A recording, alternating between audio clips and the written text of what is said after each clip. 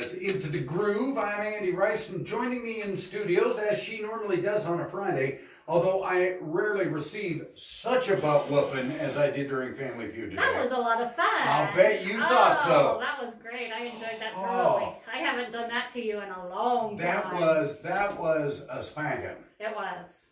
Man. Serves you right for beating me 3 or 4 weeks in a row there a while back. I know. What goes around comes around. It does. Kim Fuller's in the studios. This segment sponsored by Choice Real Estate, homesatchoice.com.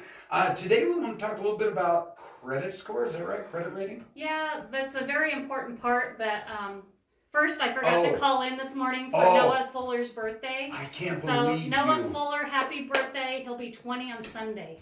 My baby, my little bitty baby, 5-pound, 12-ounce baby. Okay, now I can't believe that. 20 on Sunday. So happy birthday, Noah. I love you. Okay. Me too. See, I forgot, but I remembered. So can I wish Noah a happy birthday? Happy birthday, Noah.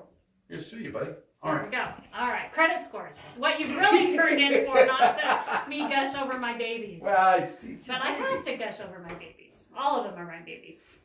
Back to credit scores. So most people know that FICO is a credit score. Don't ask me right off the top of my head exactly what FICO stands for because I would not be able to tell you. But anyway, there's 3 different companies that monitor your scores. There's Experian, TransUnion, and Equifax. Okay. And generally lenders will look at those and compare the 3 and generally take an average of the 3. Every lender's a little different. Some will take the low, some will take the middle, a few will take the high, but some do an average. So it just depends on where you're trying to get credit for. And generally, most people have a credit score between 600 and 700. People that have got habitual late payments, huge credit card debt, that type of thing.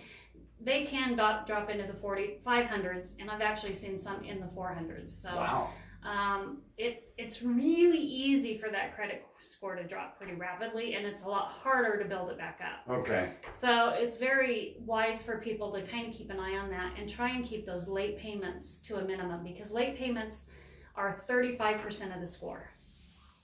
Ouch. Yeah, so that's a pretty high percentage for past payment history. So if you're making your payments on time, that increases your score. If you're late, it drops it a lot quicker than it's going to raise it. So be very cognitive of those late payments. And I know there's times in people's lives that you can't help it. And we've all gone through sports or stretches of time where you just don't have the cash in your bank account for whatever reason to make that payment. But be very aware of that.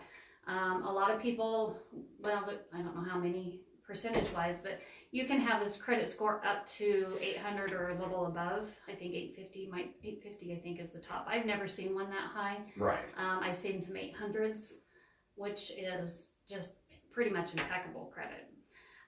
Your credit use is also a high impact. It covers 30%. Or just 30% of the score. So they want you to use the credit you have to build your credit. But if you're using a credit card, try to pay it off every month. That's the key right there. It is. Keegan, our son number 2, child number 2, not son number 2. Anyway, he bought a house this year. Well, he bought it at age 23.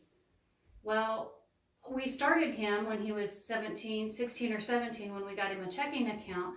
We got him the Ready Reserve that tags onto your checking account, that your local bank does, $100. He draw out $20, pay it back the next week. Okay. And so it was starting to begin to show that he's using credit. And then once he got into college, he got a credit card just for his gas. Okay, for fuel. Just for fuel. So he would buy his fuel on the gas and pay that credit card off every month. So essentially kind of using it like a debit card, but just to build that credit. And through those things, his credit score was up over 700, and he was able to buy a house at age 23.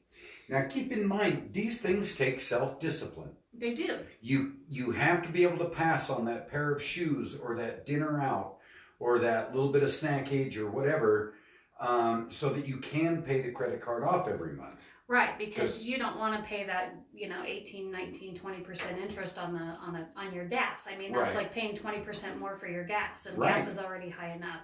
So you do, and you have to be disciplined enough to make sure that payment gets paid on or before the due date, so you don't get dinged on your credit with a late payment. Yeah, automatic withdrawal is always an option, right? Yes, so make sure you do that and build it up. I've had people that are in their 40s and have no credit. Never bought a car, never had a credit card, absolutely no credit. Lenders then generally tell them, well, you need to go get a gas card or some type of credit card, which is, because you have no credit, you're only going to have a small credit line limit, $300, $400, $500, but use that for 6 months to a year, depending on your situation, and then to get some credit established. So you got to be aware of that. To kind of break down why, let's